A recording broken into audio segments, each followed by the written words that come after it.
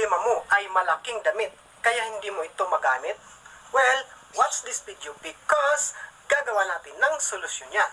Kaya umpisa na natin, let's go!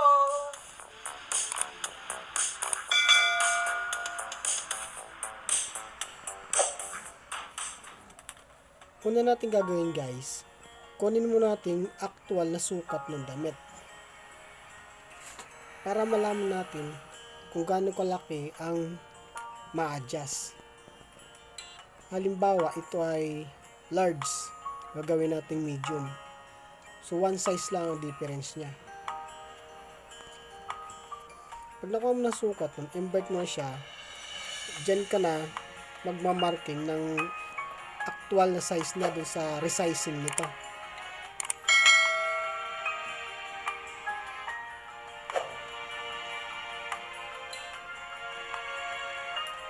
Pag nakuha mo na dyan, markingan mo na kung gaano kalaki ang i-adjust mo. Gupitin mo na yan. Tabasin mo na sa gilid, sa side.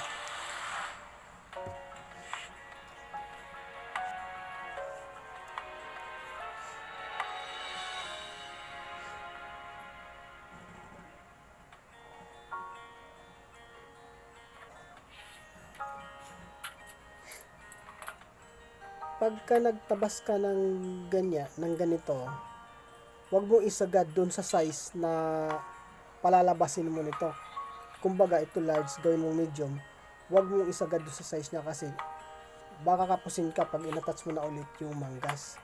Kadalasan kasi sa ganito, pagka tinanggal mo na yung manggas, na-adjust mo na yung balikat, tapos iniksiyan mo na yung sleeve, normal yan, hindi nagmamatch yung haba ng armhole, circumference ng armhole saka itong sleeve. Kaya gagawin mo dyan, kunin mo sukat ng body, circumference ng body, tapos saka mo ihahabol ngayon yung sukat ng sleeves. Pero maglagay ka ng allowance doon sa body ng at least half inch man lang, para pag binuo mo na siya, hindi siya iiksi doon sa hindi siya liliit doon sa size na gusto mong palabasin yan, na gawin mong medium siya.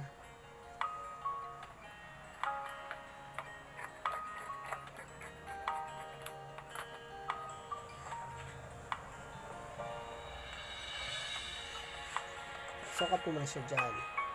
Kapag pantay, okay yan. Pero kapag hindi pa pantay yan, obligado mo pang ihabol yung sukat ng sleeve doon, yung haba nun, tsaka yun sa armhole ng body.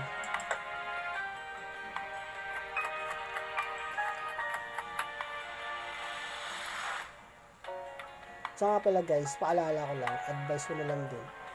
Pagka tinanggal pala yung manggas na yun, lagyan mo ng marking yung isang side ng sleeve saka isang side ng body para alam mo kung saan ang left and right dyan.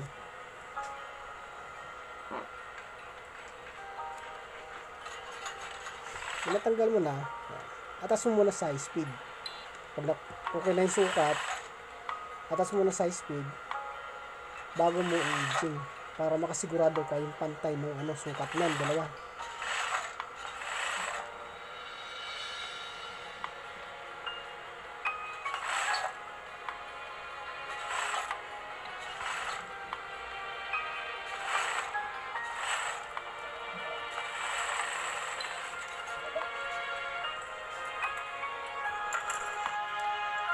Edging mo na siya, na-attach mo na sa high speed.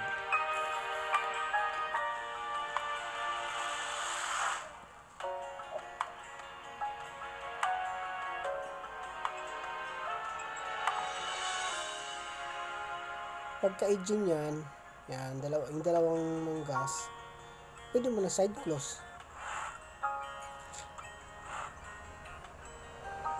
Side close mo diretso.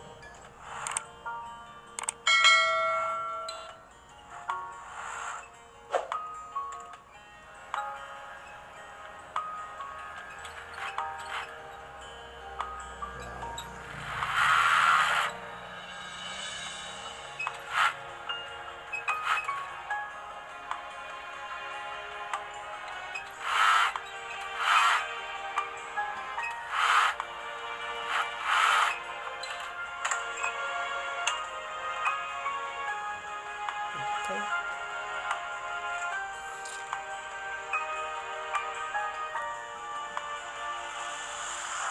Tapos, pasadahan mo na lang ng high speed ulit. Double mo, dulog. Pasadahan mo na lang para pampatibay din.